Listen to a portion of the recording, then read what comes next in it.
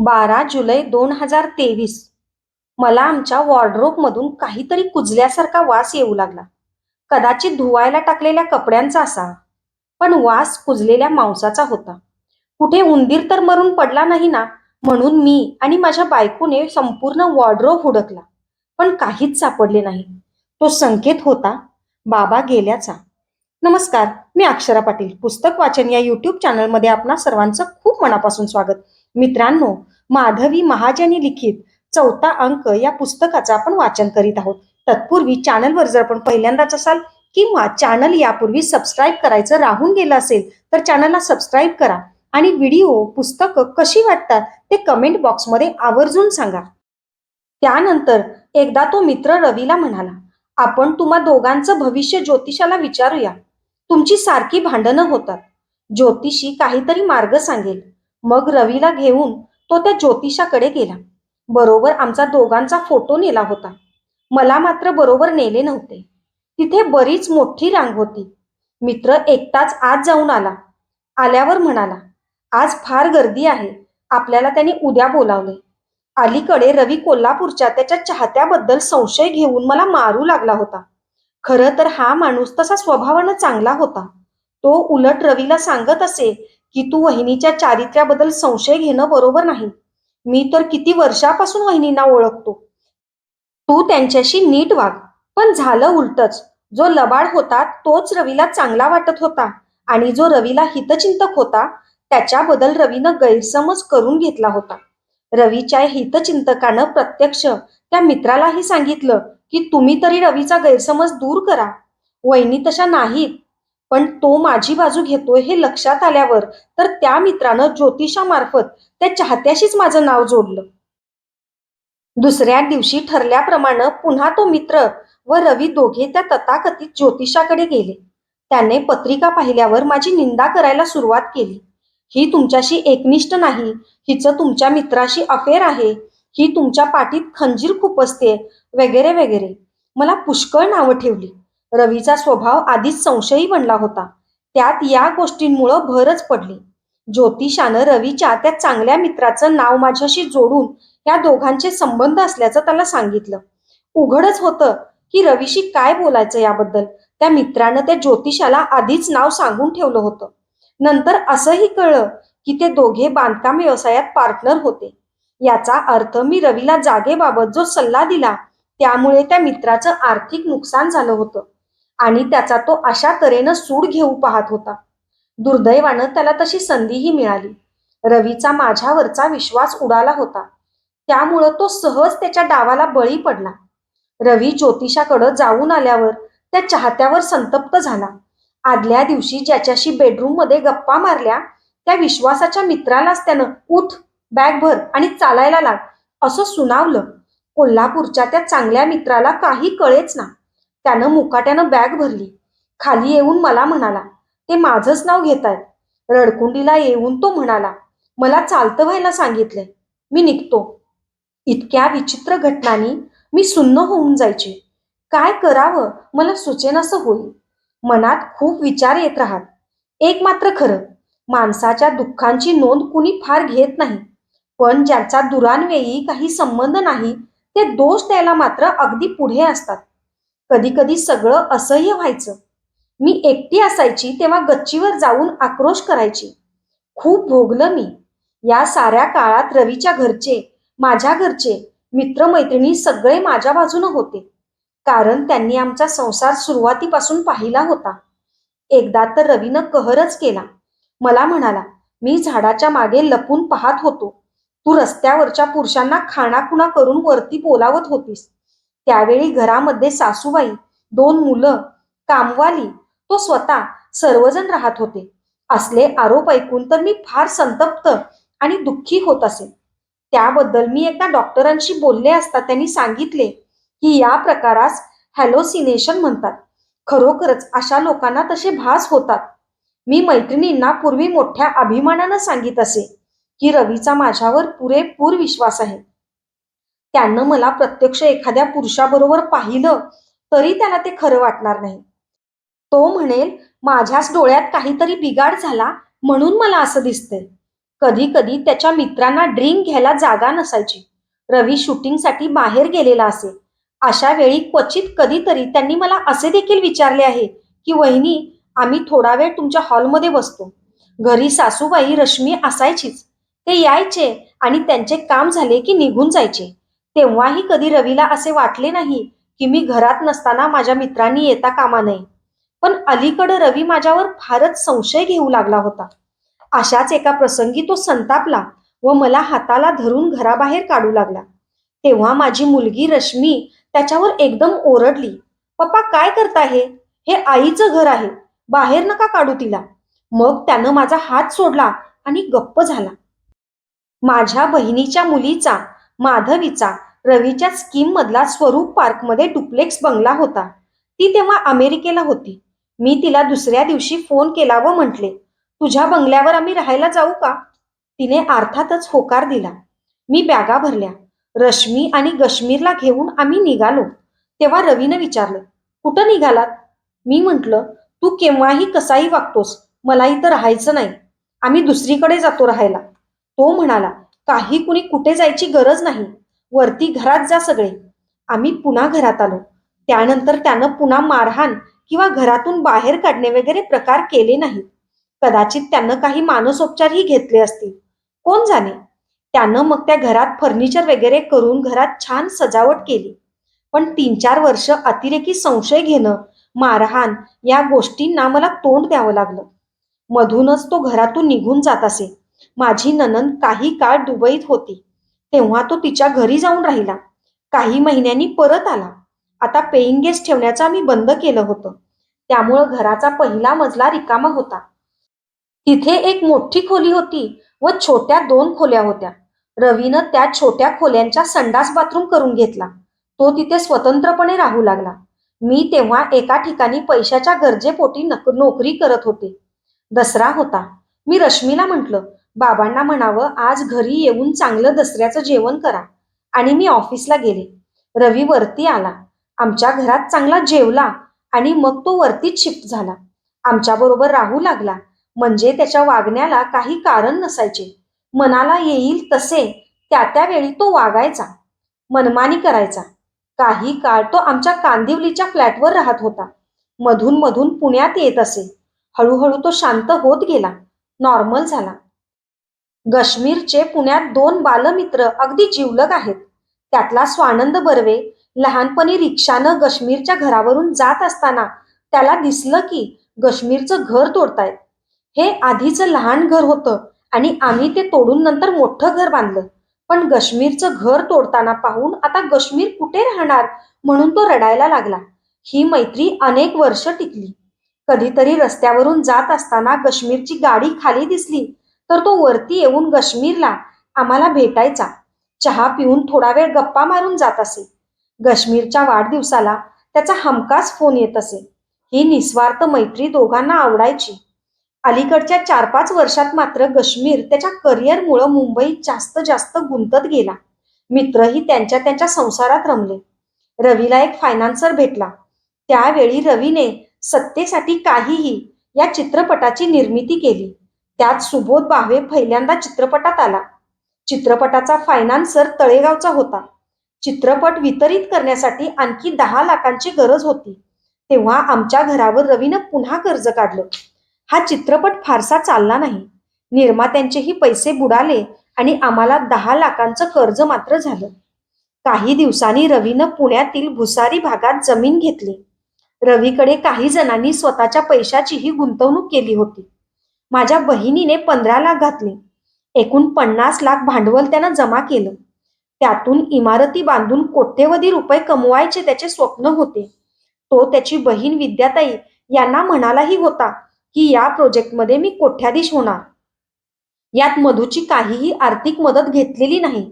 मात्र या साऱ्या प्रकरणात तो फसला गेला. खरं तर त्यानं वकिलांना विचारूनच सगळं केलं होतं. विकणाऱ्यानं असं केलं होतं की जमीन विकायची म्हणून रवीला दाखवली ती वेगळीच होती. तो प्लॉट रिकामा होता आणि जी विकण्यासाठी त्यानं पैसे घेतले ती आधीच विकली गेली होती व त्यात माणसं राहत होती.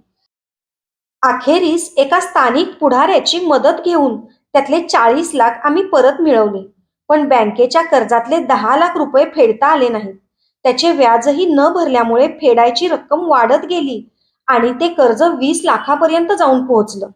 त्यावेळी काश्मीरची 10वीची परीक्षा संपली होती. त्याच्या बरोबरीची मुलं सुट्टीत पालकांबरोबर कुठे कुठे मजा करायला गेली होती. काश्मीरला काही करमेना. मग मी त्याला म्हटलं, अरे तुला डान्स चांगला करायला येतो, तर तू या सुट्टीत त्यांचे क्लासेस का नाही घेत? आपल्याकडे जागा भरपूर आहे. त्याला नृत्याची आवड जन्मजात होती व त्यात गतीही होती, हे माझ्या लक्षात आले होते. मग आम्ही महाराष्ट्र टाइम्समध्ये छोटी जाहिरात दिली. मे महिन्यात 1 महिन्याचे नृत्य शिबिर असून 500 रुपये फी त्यामध्ये लिहिली होती. काश्मीर 18पेक्षा कमी वयाचा असल्यानं रात्री गाडी घेऊन मी त्याच्याबरोबर जात असे. त्याच्या क्लासची पोस्टर्स आम्ही लावली. ज्या दिवशी क्लास सुरू होणार होता त्या दिवशी सकाळपासूनच आम्ही आता कोण येईल म्हणून उत्सुकतेनं वाट पाहत होतो. सुरुवातीला माझ्या नंदेचा नातू शौनक आणि त्याचा एक मित्र असे दोघे आले आणि सुरुवात तर झाली म्हणून आम्हाला आनंद वाटला. त्यानंतर हळूहळू संख्या वाढत गेली. पहिल्या दिवशी 20 विद्यार्थ्यांनी फी भरून प्रवेश घेतला. पालक व विद्यार्थी या क्लासवर खुश झाले व त्यांनीच आग्रह केला की तुम्ही नेहमीच असे क्लास घेत जा. आम्ही आमची मुलं पाठवू. अशा तऱ्हेनं आमच्या एका नवीन व्यवसायास नुकत्याच 10वी पास झालेल्या लहान गुरुपासून सुरुवात केली. त्यातही शिकायला येणाऱ्यांची संख्या वाढवण्यासाठी आम्ही दोघांनीही कष्ट घेतले आणि क्लास चांगला चालू लागला. असे जरी असले तरी मिळणाऱ्या पैशातून आमचा महिन्याचा घर खर्च, मुलांची फी, घराचा टॅक्स यात सारे पैसे संपून जायचे. इतकं झाल्यावर एक दिवस रवीनं आम्हाला येऊन सांगितलं की 20 लाख रुपये बँकेचे फेडलेले नसल्यामुळं आता बँकेची जप्ती येणार आहे. आमच्या पायाखालची जमीनच सरकली. खालचा मजला बंद करून ते तिथे नोटीस लावणार आहेत. हे कळले तेव्हा काश्मीर 17-18 वर्षाचा होता. तिथे घरावर जप्ती येते म्हटल्यावर आम्ही एक मजला घराच्या ड्रॉइंग रूममध्ये क्लास सुरू केला. वरती क्लास घेऊ लागलो. त्यावेळी मी आमच्या 3 मजली इमारतीत एका मजल्यावर पेईंग गेस्ट ठेवण्यास सुरुवात केली. जप्ती येण्याबाबत कळल्यावर काश्मीरला घेऊन मी बँकेत गेले. तेथील अधिकाऱ्यांना भेटले. त्यांनी चांगले सहकार्य दिले. त्यांनी सांगितले की निदान व्याज तरी भरा म्हणजे जप्ती थांबवता येईल. पण त्यासाठीही पैसे नव्हते. मग मी घरातले सगळे दागिने बँकेकडे गहाण ठेवले. त्यामुळे जप्ती थांबली. त्यावेळी काश्मीरनी मला पुष्कळ धीर दिला. मला सावरलं. जेमतेम 18 वय असलेला काश्मीर अचानक अंगावर मोठी जबाबदारी आल्यामुळं प्रौढ झाला होता.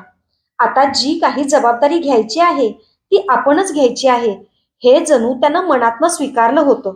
मग त्यानंतर त्यानं इव्हेंट्स घ्यायला सुरुवात केली. ते उत्तम होत होते. त्यातून मिळणाऱ्या पैशातून आम्ही पूर्णपणे कर्जमुक्त झालो. मला स्वतःला डॉक्टर होण्याची इच्छा होती, पण त्या काळात आईने माझी समजूत घातली. ती म्हणाली, तुला तशीही अभ्यासाची फार आवड नाही. शिवाय लग्न झाले की डॉक्टरकीचे करिअर सांभाळता येईल की नाही ठाऊक नाही. त्यापेक्षा तुला खेळाची आवड आहे तर तू बॅडमिंटनवर कॉन्सन्ट्रेशन कर. त्यामुळे डॉक्टर होण्याचे राहूनच गेले. त्यानंतर रवीने तर डॉक्टरीसाठी खूपच तयारी केली होती. तो म्हणायचा, कुठल्या पानावर काय उत्तर आहे हे सुद्धा मला पाठ आहे. पण आजारपण वगैरेमुळं त्यालाही डॉक्टर होता आलं नव्हतं. काश्मीरला 10वीत कोणतीही ट्युशन नव्हती, पण डान्स क्लास व इव्हेंट सांभाळूनही त्याला 85% गुण मिळाले होते.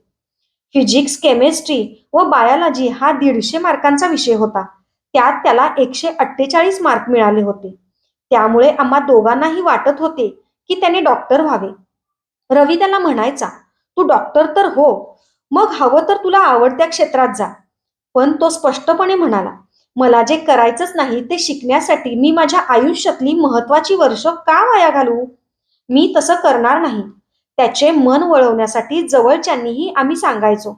पण काश्मीरचे विचार सुरुवातीपासूनच अगदी स्वच्छ व ठाम होते. त्याने पदवीधर झाले पाहिजे हा माझा आग्रह होता. मग 10वी नंतर त्याने कॉमर्स घेतले. BMCCला पहिल्या लिस्टमध्ये त्याला ऍडमिशन मिळाली. कॉलेजमध्ये असताना कॉलेजच्या गमती चमती वगैरे तो रमला नाही, कारण त्याला तेवढा वेळच नव्हता. परीक्षेपुरता 2 महिने अभ्यास करून कॉलेजमध्ये जाऊन परीक्षा देऊन यायचा. कॉलेजमध्ये असताना त्यानं आंतरमहाविद्यालयीन स्पर्धांमध्ये भाग घेतला. त्यानं एकांकिका स्पर्धा वगैरे मध्ये भाग घेतला का? तर नाही. त्यानं विचारपूर्वक तसं ठरवलं. कारण एकदा तो अशा स्पर्धेत प्रेक्षक म्हणून बसला, तेव्हा त्यानं पाहिलं की रंगमंचावर भूमिका करणाऱ्या मुलाला त्याच्या कॉलेजमधल्या अनेक मुलांकडून वाहवा मिळत होती. त्याचे मित्र टाळ्या वाजवून त्याला प्रोत्साहन देत होते. त्या मुलाच्या किंवा मुलीच्या चेहऱ्यावर भाव असे की आपण फारच उत्तम अभिनय करतो आहोत आणि म्हणून आपल्याला असा प्रतिसाद मिळतो आहे. काश्मीरला तर त्याचा अगदीच अभिनय सामान्य वाटत होता. तेव्हा त्याच्या लक्षात आलं की अपनी गली में कुत्ता भी शेर होता है असं म्हणतात, तसं काहीतरी हे चाललंय. आपल्याला हे नकोय.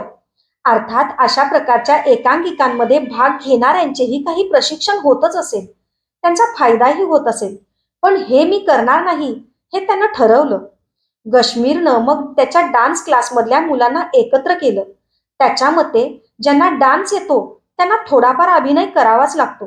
काश्मीरनं त्या मुला-मुलींना सांगितलं, आंतर महाविद्यालयीन एकांकिका स्पर्धांमध्ये इतक्या टाळ्या आणि शिट्ट्या मिळालेले कलावंत जेव्हा बाहेरच्या जगात जाऊन नाटकाचा एखादा प्रयोग करतील, तेव्हा किती प्रेक्षक बघायला येतील? जे येतील त्यांना तरी ह्यांचं नाटक आवडेल असं तुम्हाला वाटतंय का? मग नंतर भ्रमनिरास होण्यापेक्षा आपण आत्तापासूनच अनोळखी प्रेक्षकांसमोर नाटकाचे प्रयोग करूया. महाराष्ट्रभर एकांकिका, नाटकं यांच्या स्पर्धा होत असतात. आपण गावोगावी फिरू, तिथं प्रयोग करू. तिथले प्रेक्षक जो प्रतिसाद देतील तो खरा. मग शिवी तर शिवी, टाळी तर टाळी. असं केलं तरच आपण नेमके कुठं आहोत आणि कुठं पोचायचं आहे हे आपल्याला कळेल. ज्यांना माझे हे विचार पटत असतील त्या सर्वांनी एकत्र येऊन आपला एक थिएटर ग्रुप बनवूया. मग त्यांचा एक ग्रुप तयार झाला. पुण्यामध्ये अनेक प्रकारच्या एकांकिका स्पर्धा होत असत. एकांकिका, नाट्यप्रयोग यासाठी पुण्याचं वातावरण पोषक आहे. त्यांनी तशा एकांकिका सादरही केल्या. बीकॉम पूर्ण झाल्यावर पुढे त्याने त्याला हव्या असलेल्या क्षेत्रातच जाण्याचे ठरवले. काश्मीर स्वतःला सिनेमाचा विद्यार्थी समजतो. त्यासाठी खूप शिकावं लागणार आहे याची त्याला कल्पना होती.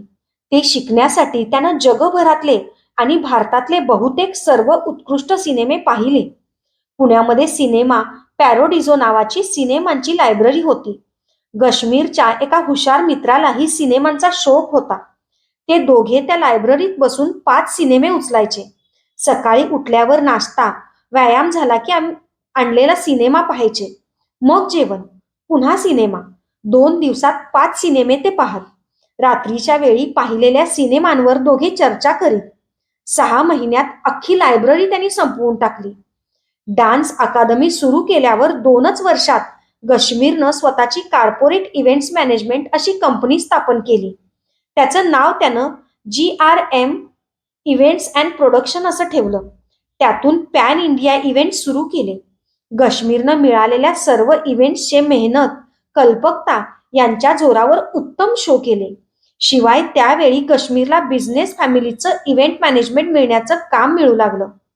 गुजराती, जैन, मारवाडी लोकांची फॅमिली मोठी असे. कोणा ना कोणाचे लग्न तर 2-3 महिन्यांनी होतच असे. त्यांचे फोटो, थाटमाट यांना प्रसिद्धी मिळाल्यावर लग्नावर पैशांची किती उधळपट्टी करतात म्हणून लोक त्यांना ट्रोल करायचे. पण आम्हाला कर्ज फेडण्यासाठी त्यातून मिळणाऱ्या पैशांचा फार उपयोग झाला. पैसे मिळतात म्हणून काही काश्मीर ते काम करत नव्हता. आमच्यावरचं कर्ज भराभर फेडता येत होतं म्हणून अशा लग्नांवर काश्मीर खुश असे. पाहता पाहता 6 वर्ष गेली आणि 40 लाखांचं सर्व कर्ज फेडून आम्ही कर्जमुक्त झालो. संकटातही संधी शोधता येते ती अशी. काश्मीरच्या BMCC कॉलेजमध्ये इन्कम टॅक्स भरणारा तो एकटा विद्यार्थी होता. 18 वर्षाचा होईपर्यंत तो माझ्या नावानं टॅक्स भरत असे. मग 18व्या वर्षापासून स्वतःच्या नावानं तो टॅक्स भरू लागला. काहीही करताना काश्मीर माझ्याशी सविस्तर चर्चा करीत असे. पुष्कळ विषयांवर आमच्या गप्पा होतात. GRM काश्मीर रवींद्र महाजनी डान्स अकादमी असं आपल्या डान्स क्लासचं नाव ठेवावं हे मीच त्याला सुचवलं होतं. आई मुलाचं नातं किंवा वयातील अंतर आमच्या बरोबरीच्या संबंधामध्ये कधीही आड आलं नाही. मला त्याचा तेव्हाही खूप आधार वाटायचा आणि आजही वाटतो. मला सुरुवातीपासून सामाजिक कार्याची आवड होती. माहेरी आणि सासरी दोन्हीकडे तशी परंपराही होती. मला अगदी आतून असं वाटायचं की जे गरीब आहेत, वंचित आहेत, त्यांच्यासाठी आपण काहीतरी केलं पाहिजे. आमच्या घराशेजारी बांधकाम चालू असल्याने वाळूचा ढिगारा असायचा. पलीकडे झोपडपट्टी, तिथली मुलं इथल्या वाळूत खेळायला यायची. मी मग त्यांच्याकडे जाऊन त्यांना गाणी गोष्टी सांगू लागले. पण मुलं मुली अगदी गलिच्छ असत, म्हणून मग आधी त्यांना स्वच्छतेचे धडे दिले. त्यानंतर मात्र मुलं स्वच्छ होऊन तिथे येऊ लागली. मग मी दर महिन्याला त्यांना साबण, तेल, पेस्ट असे काय काय प्रत्येकाला देऊ लागले. माझ्याकडे येणारे लोक, माझ्या भिशीतल्या मैत्रिणी यांनाही मी त्यात सहभागी करून घेतले. पुढे पुढे मात्र आमच्या क्लासचा व्याप वाढू लागला. एकट्या गश्मीरवर जास्त काम पडू लागले व त्यामुळे हे लहान मुलांचे काम मला सोडावे लागले व मी क्लासच्या कामात गश्मीरला मदत करू लागले. त्यावेळी गश्मीर फक्त 18 वर्षाचा होता. तो टाटा कंपनीच्या सीईओला इव्हेंट सादर करण्यास मिळावा म्हणून भेटला. त्यानं त्या सीईओना हा इव्हेंट गश्मीर कसा सादर करणार याची व्यवस्थित कल्पना दिली. या कार्यक्रमात स्वतः रतन टाटा व इतर अनेक प्रतिष्ठित परदेशी पाहुणे उपस्थित राहणार होते. या इव्हेंट्समध्ये नुसता डान्स करायचा नव्हता, तर अशा पद्धतीने नृत्य करायचे होते की त्यातून भारत दर्शन घडवायचे होते. पार्श्वभूमीवर भारतीय संस्कृती दाखवायची होती. म्हणजे पार्श्वभूमीवर पंजाब असेल तर समोर भांगडा नृत्य, किंवा मागे महाराष्ट्र असेल तर पुढे लावणी नृत्य, असे सारेच काश्मीरला साधायचे होते. ही सारी जबाबदारी हा 18 वर्षाचा मुलगा नक्की चांगल्या तऱ्हेनं पार पाडू शकेल का, याविषयी तो अधिकारी तसा साशंक होता. म्हणून तो काश्मीरला म्हणाला, मी तुझ्या घरी येतो, क्लास बघतो आणि सांगतो. त्याप्रमाणे तो घरी येऊन मला भेटला. आमचा क्लास पाहिला, त्याचे समाधान झाले. हा संपूर्ण इव्हेंट, फिल्म बनवणे, डान्स बसवणे, ही सारी कामे काश्मीरने अगदी मनापासून व उत्तम केली. काश्मीर त्यावेळी दिवसा क्लासेस घ्यायचा. आमच्याकडे कम्प्युटर नव्हता. इव्हेंटसाठी त्यावर काम करणे आवश्यक होते. मग तो मित्राच्या घरी रात्री जाऊन ते काम करायचा. अहोरात्र त्याचा कामाचा सपाटा चालू होता. काश्मीरच्या परीक्षा जवळ आल्या होत्या. एकदा रात्रभर काम करून मित्राकडून तो थेट सकाळी 7 वाजता परीक्षा देण्यास गेला. दुसऱ्या दिवशी तो इव्हेंट होता. त्या दिवशी पेपर लिहिता लिहिताच त्याला चक्क झोप लागली. बाकावर डोकं ठेवून तो झोपून गेला. इतका थकला होता तो. सुपरवायझरने उठवल्यावर त्यानं पेपर पूर्ण लिहिला. इव्हेंटचा हा पहिलाच प्रयत्न उत्तम तऱ्हेने यशस्वी झाला. आम्ही खुश झालो. सर्वांनाच तो कार्यक्रम खूप आवडला. टाटांचा इव्हेंट उत्तम झाल्यामुळं लगेचच माझी मैत्रीण अनिता पटेल हिनं मर्सिडी बेंच कंपनीचा आणखी एक मोठा इव्हेंट सादर करण्याची त्याला संधी दिली. त्यानंतर त्याच्या उत्कृष्ट परफॉर्मन्समुळं बिर्ला सिमेंट वगैरे मोठमोठ्या कंपन्यांचे व त्याचबरोबर मध्यम कंपन्यांचेही छोटे मोठे इव्हेंट्स त्याला मिळत गेले. पेईंग गेस्टकडून मिळणारे उत्पन्न व काश्मीरच्या इव्हेंट्समधून होणारी कमाई यामुळेच बँकेचे एकूण 20 लाखांचे कर्ज आम्ही फेडू शकलो. धन्यवाद.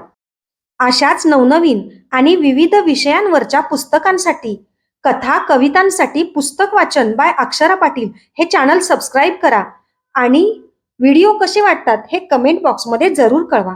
थँक्यू.